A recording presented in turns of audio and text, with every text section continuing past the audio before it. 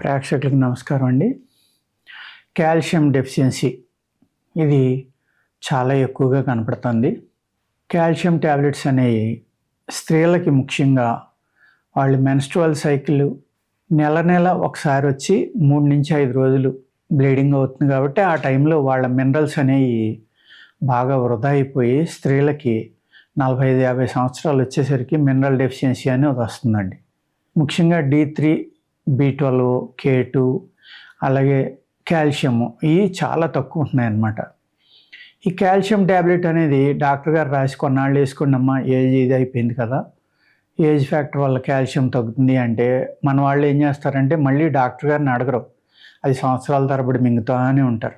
అలా మింగటం వల్ల ప్రమాదం ఏంటంటే ఈ బ్లాకేజెస్ అనేవి వస్తాయి నరాల్లో కానీ హార్ట్కి వెళ్ళే ఆర్టీస్లో కానీ.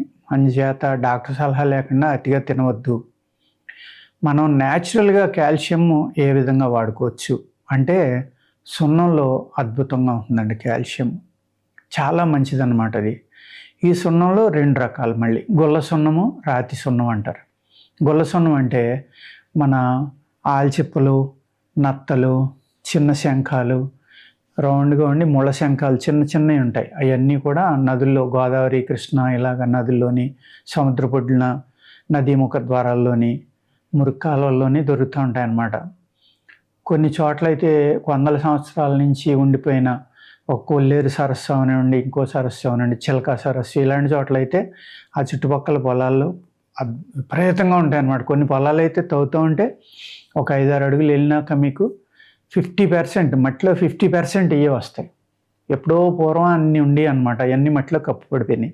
ఈ గుల్ల సున్నం వాడుకోవాలంటే బాగా పవర్ ఎక్కువ అండి. ఇది చాలా జాగ్రత్తగా వాడుకోవాలి, లేకపోతే నోరు పొక్కిపోవడం, డోస్ ఎక్కువైతే స్టమక్లో పుళ్ళు పడడం ఇలాంటివి జరుగుతాయి. రాతి సున్నం అయితే సాత్వికంగా పనిచేస్తుంది అనమాట. ఈ సున్నాన్ని పూర్వం మనకి తాంబూలం అంటే కిళ్ళి అంటాం కదా, మనం పాన్ అంటాం. ఆ పాన్లో ఆకులకి సున్నం రాయటం అనేది మనకు ఆనవాయితీగా ఉంది. ఎందుకు అంటే ఆ సున్నం తినటం వల్ల మన బాడీలో కాల్షియం సరిపోయి ఎముకలు గట్టిగా పెరిగి కాల్షియం డెఫిషియన్సీ అనేది జీవితాంతం రాకుండా ఉంటుంది అని. అదే తాంబూలం అతిగా తిన్నారనుకోండి, మళ్ళీ అది చాలా ప్రమాదం. అదే తాంబూలంలో అతిగా సున్నం వాడినా కూడా మంచిది కాదు. మన శరీరం యొక్క బరువు, వయస్సు, ఉపయోగాన్ని బట్టి మనం వాడుకోవాలన్నమాట. ఈ సున్నంతో అనేక రకాల మందులు తయారు చేసేవారు. సున్నం పట్టి అనేవారు. ఆముదంలో కలిపి ఒక పట్టి, కొబ్బరి నూనెలో కలిపి ఒక పట్టి, తేనె, కొబ్బరి నూనె, నెయ్యి కలిపి ఒక పట్టి, ఇలా అనేక రకాల పట్టీలు వేసేవారు. మోకాళ్ళ నొప్పులు, నడుము నొప్పులు, ఇటువంటి వాటికి అనమాట.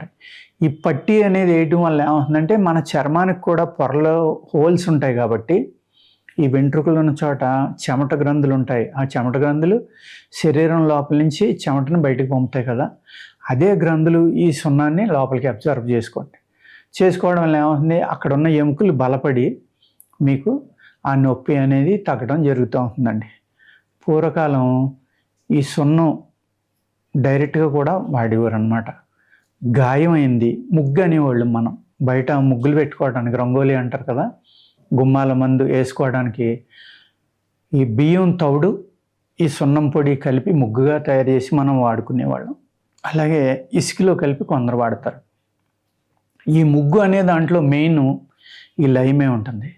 అక్కడ మనం రాతి సున్నం వాడుకోవటం చాలా మంచిదన్నమాట. ఎందుకంటే ఇంట్లోకి క్రిములను రానివ్వదు, అది చాలా పవర్ఫుల్, అది ఘాటుగా కూడా ఉంటుంది. ఈ రాతి సున్నం ఏం చేసేవారంటే పూర్వం భూమిలో కుండపాతి పెట్టి పెద్ద పెద్ద బాణలు, ఆ బాణకి ఏ సైజు ఉందో ఆ సైజుకి సరిపడి అందులో గుల్ల పోసి, కాల్చిన గుల్లలు, నత్త గుల్లలు, సున్నపు గుల్లలు అంటారు దాన్ని, పోసి దాంట్లో నీళ్లు పోసేవారు. నీళ్లు పోస్తే అది దాని అంతటిదే కొత్తగా ఉడికేది. ఎట్టి పరిస్థితుల్లో చేయి పెట్టలేం, ముట్టుకోలేం, మరిగిపోతుంది. అంటే సున్నంలో నీళ్లు పోస్తే అంత రియాక్షన్ వచ్చి అది ఉడుకుతుంది అనేది ఎటువంటి సైన్సో మీరు అర్థం చేసుకోండి. మన పూర్వీకులు అది పల్లెటూరులో ప్రతి ఒక్కరికి తెలుసు. ఏదో సున్నం ఎలా ఉడుకుతుందని తెలుసు తప్ప మంట లేకుండా ఎలా ఉడుకుతుంది అనేది ఎవరో ఆలోచించరు. ఇక్కడ కావాల్సిన పాయింట్ అదనమాట. మంట లేకుండా కూడా ఉతుకుతుంది అంటే ఎంత అద్భుతమైన కెమిస్ట్రీ ఉందో అక్కడ మీరు అర్థం చేసుకోండి. రియాక్షన్, నీరు తగిలితే సున్నం ఎలా రియాక్ట్ అవుతుంది. అదేవిధంగా రాతి సున్నం కూడా, మీరు రాతి సున్నం కాల్చిన సున్నం తెచ్చి నీళ్లు జిమ్మితే ఆవిరి కింద వచ్చి విపరీతంగా వేడెక్కి కాసేపటికి ఆ నల్లగా ఉన్నాయి తెల్లగా మారి ఇలా విడిపోతాయి. ఆ విధంగా వాతావరణంలో వదిలేసినా కూడా వాతావరణంలో ఉన్న చెమ్మను తీసుకుని అవి విడిపోవడం అనేది జరుగుతుంది. ఈ రాతి సున్నం యొక్క 3 తులాలు సన్నటి చూర్ణం తీసుకుని 5 లీటర్ల నీళ్ళలో కలుపుకోవాలి. 5 లీటర్ల నీళ్ళలో కలుపుకుని రోజు తిప్పుకోవాలి. అది కూడా గాజు పాత్ర కానీ జాడీ కానీ ఉండాలన్నమాట. మన ప్లాస్టిక్ మెటల్స్ ఏ విధమైన మెటల్స్ కూడా వాడకుండా ఉంటే మంచిది. అలాగ రోజు 3 రోజులు తిప్పిన తర్వాత 4వ రోజున పై తేట నీళ్ళే జాగ్రత్తగా వడపోసుకోవాలి. మంచి సన్నటి గుడ్డ చూసి ఎటువంటి మలినాలు ఆ నీళ్ళలోకి రాకుండా, అదేవిధంగా అడుక్కి తేరుకున్న సున్నం ఎట్టి పరిస్థితిలో కదిలి ఈ నీళ్ళలోకి రాకూడదు, వస్తే మంచిది కాదు. ఇలా వడపోసుకున్న నీళ్లు రోజు ఒక 25 ml, చిన్నపిల్లలు అనుకోండి ఒక 5 ml, 2 ml, 10 ml ఇలాగ వయసుని బట్టి వెయిట్ని బట్టి ఇచ్చుకోవాలి. మజ్జిగలో కలిపి కనుక ఇస్తే కాల్షియం డెఫిషియన్సీ వల్ల మీకు ఏ నొప్పులు అయితే వస్తున్నాయో అవి చక్కగా తగ్గిపోతాయి. అదేవిధంగా కాల్షియం డెఫిషియన్సీ మనుషులకు కానీ పశువులకు కానీ, మనకి దూళ్ళకు కూడా కాల్షియం డెఫిషియన్సీ రావడం వల్ల ఆవులు, గేదెలు, బర్రెలు అంటాం కదా, ఇవన్నీ కూడా అనేక రకాల ఇబ్బందులు పడడం, తిన్న ఆహారం వంట పట్టకపోవడం వల్ల ఈ చిక్కిపోవడం, ఆహారం సరిగ్గా తీసుకోకపోవడం, ఇవన్నీ జరుగుతూ ఉంటాయి. ఇదే నీటిని వాటి చేత తాగిస్తే ఈ తాగే నీళ్ళల్లో, అంటే పశువులు అంటే బాడీ వెయిట్ చాలా ఎక్కువ ఉంటుంది కదా మన మీద, 5 రెట్ల నుంచి 10 రెట్లు 15 రెట్లు కూడా ఉండొచ్చు. దాన్ని బట్టి డోసు నిర్ణయించుకుని వాటికి ఇచ్చే మేతలో, అంటే మనం కొన్ని కుడితని, గంజని అలాంటివి తాగింతాం, లేకపోతే రకరకాల పొట్లు కానీ పౌడర్లు కానీ తీసుకొచ్చి నీళ్ళలో కలిపి తాగించడం ఇవి ఉంటుంది. కాబట్టి అందులో కలిపిస్తే మనకి ఈ పశువుల్లో కాల్షియం డెఫిషియన్సీ అనేది రాకుండా ఉంటుంది అనమాట. ఈ విధంగా మనం సున్నాన్ని వాడుకుంటే న్యాచురల్ కాల్షియంగా మన శరీరంలోకి వెళ్ళి ఎటువంటి సైడ్ ఎఫెక్ట్ లేకుండా చక్కగా ఉపయోగపడుతుంది. అదేవిధంగా ఈ సున్నం ఎక్కువ తిన్నారనుకోండి, అప్పుడు ఏం చేయాలంటే నోట్లో కొబ్బరి నూనె కానీ నువ్వుల నూనె కానీ అది కొంచెం రాసుకోవడం, లేకపోతే నెయ్యి రాసుకోవడం. కంట్లో సున్నం పడ్డం అనుకోండి, నూనె చుక్కలు కంట్లో వేసుకుంటే ఆ విషం అనేది దిగిపోతుంది. ఈ సున్నం పసుపు కలిపితే పారాణి అంటారు, ఎర్రగా అవుతుంది. మనం ఇంట్లో తయారు చేసుకున్న పసుపుని సున్నంలో కలిపితే ఎర్రగా అవుతుంది అన్నట్టు, పారాణి అంటారు. దాన్ని మనం వివాహాలకి, శుభకార్యాలకి పూర్వం అందరూ కాళ్ళకు రాసుకునేవారు. ఎందుకంటే పసుపు నెంబర్ 1 యాంటీబయాటిక్, క్రిముల్ని సంహరిస్తుంది. సున్నం కూడా క్రిమి సంహారి ప్లస్ యాంటీబయాటిక్. ఈ రెండు కలపడం వల్ల వచ్చే రియాక్షన్ వల్ల ఆ ఎర్రదనం అనేది పారాణి కింద మారుతుంది. చూసారా, ఇక్కడ కూడా మళ్ళీ కెమిస్ట్రీ. మన పూర్వీకులు చూడండి ఎంత మేధావులు, వాళ్ళకి ఏమీ తెలియదు, వాళ్ళు అమాయకులను లేకపోతే తెలివి తక్కువ వాళ్ళను, చేదస్తపరులను అనుకుంటాం కదా, కాదు, వాళ్ళు మహా మేధావులు, గొప్పవాళ్ళు. ఈ కెమిస్ట్రీ అనేది ఇక్కడ రియాక్షన్ జరుగుతుంది. ఇక్కడ సున్నం ఎలా ఉంటుంది, తెల్లగా ఉంటుంది, పసుపు ఎలా ఉంటుంది, పసుపు రంగులో ఉంటుంది. మరి ఈ రెండు కలిపితే ఎర్రగా అవడం ఏంటి, పారాణి కింద. అంటే ఇవన్నీ ఎన్నో ప్రయోగాలు చేసి వాళ్ళు ఇది ఆరోగ్యానికి అతి చక్కనిది, చాలా మంచిది. వివాహం కానీ శుభకార్యాలు జరిగినప్పుడు ఏమవుతుందంటే కొన్ని వందల మంది ఇంటికి వస్తూ ఉంటారు, వెళ్తూ ఉంటారు. అటువంటిప్పుడు ఏమవుతుందంటే అనేక రకాల ప్రాంతాల నుంచి వచ్చిన వాళ్ళకు కూడా వాళ్ళ కాళ్ళ ద్వారా వచ్చిన చెడు బ్యాక్టీరియా ఏమన్నా ఇంట్లో ప్రవేశిస్తుందేమో అని, అది ప్రవేశించకుండా ఇంత చక్కని అద్భుతమైన ప్రక్రియ అనేది మొదలుపెట్టారు. చూడండి, పూర్వం మెన్స్ట్రువల్ సైకిల్లో వాళ్ళని దూరంగా కూర్చోబెట్టేవారు, వాళ్ళకి ఏ పని చెప్పేవారు, విశ్రాంతిగా ఉంచేవారు. అట్ ద సేమ్ టైం వాళ్ళని ముట్టుకునేవారు కాదు. ఎందుకు అంటే ఈ నియమాలన్నీ పెట్టింది అదేదో పాపం అని, వాళ్ళని ముట్టుకుంటే మైల వస్తుందని, ఇవన్నీ కాదు. ఆ మైల అనే భయంతో వాళ్ళకి ఆ 3 రోజులు విశ్రాంతి ఇచ్చారు.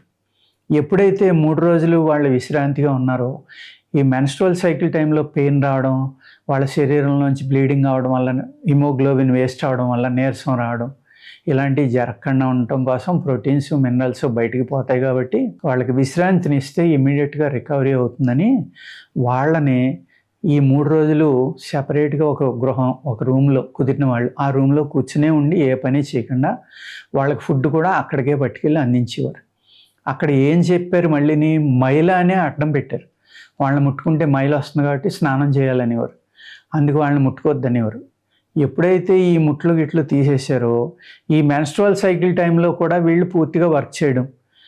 తల్లి ఉందనుకోండి, ఇప్పుడు ఉమ్మడి కుటుంబాలు కూడా లేవు. పూర్వం ఉమ్మడి కుటుంబాలు ఉండేవి కాబట్టి పిల్లల్ని చక్కగా మిగిలిన వాళ్ళు చూసుకునేవాళ్ళు.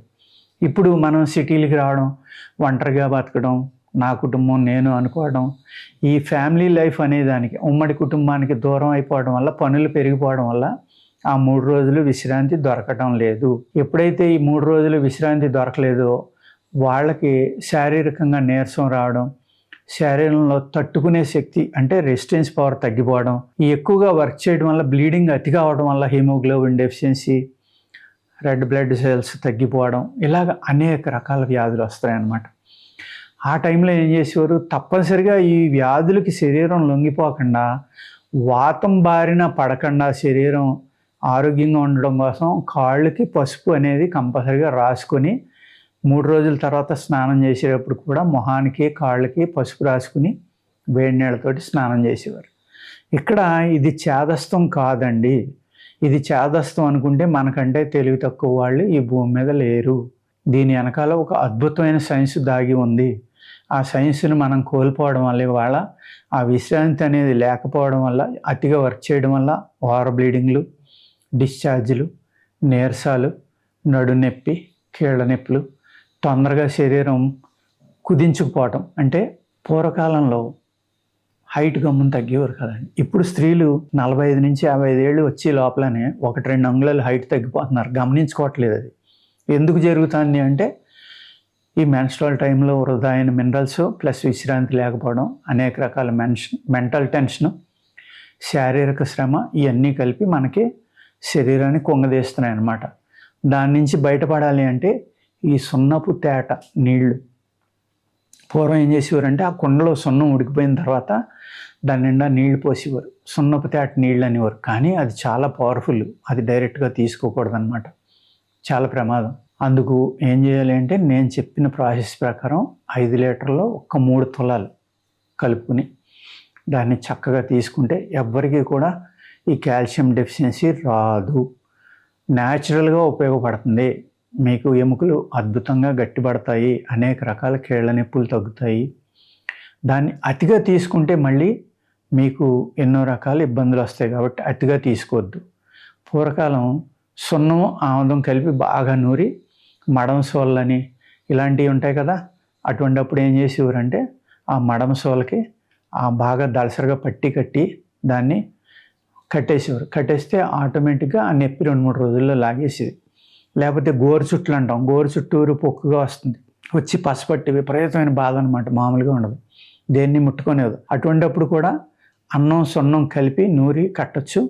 లేదు పసుపు సున్నము అన్నంలో కొద్దిగా వేసి బాగా నూరి వేడివేడి అన్నం కట్టినా కూడా 2-3 కట్లు ఈ గోరు చుట్లు అనేవి తగ్గిపోయి గోరు ఊడిపోకుండా, దాన్ని అశ్రద్ధ చేస్తే ఏమవుతుందంటే ఆ గోరు చుట్టూరు పసు పెరిగిపోవడం వల్ల గోరు ఊడిపోవడం, ఆ లోపలికి వెళ్ళిపోవడం, ఇవన్నీ జరుగుతుందన్నమాట ఈ ఫంగల్ అనేది. అందుకు ఆ కట్టు కడితే చక్కగా తగ్గిపోయి మళ్ళీ నార్మల్ అయిపోతుంది. గోరు ఊడిపోయి మళ్ళీ రావాల్సినంత అవసరం ఉండదు, అంత ఇబ్బంది ఉండదు.